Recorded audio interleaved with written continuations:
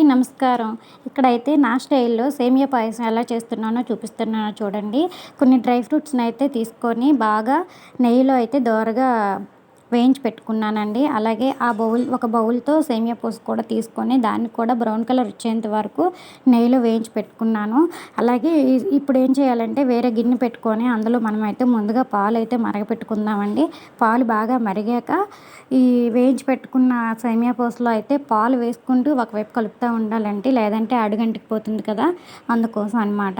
ఇప్పుడైతే చూడండి, ఏ బౌల్‌తో అయితే సేమియా తీసుకున్నానో అదే బౌల్‌తో అయితే షుగర్ కూడా తీసుకున్నాను. అలాగే కొంచెం ఫుడ్ కలర్ అయితే యాడ్ చేస్తున్నానండి.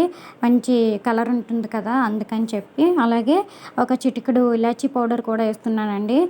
స్వీట్స్‌లో మస్ట్ కదండీ ఇలాచీ పౌడర్ అయితే.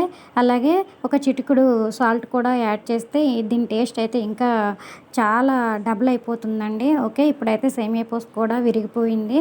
అంటే బాగా ఉడికిందనమాట.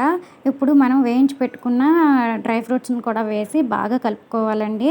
అలాగే దించే ముందైతే లాస్ట్‌లో నేను పాలు కూడా యాడ్ చేసుకున్నాను. ఆ క్లిప్ అయితే మిస్ అయ్యింది. సో, మనకైతే కమ్మనైన పాయసం రెడీ అయిపోయింది.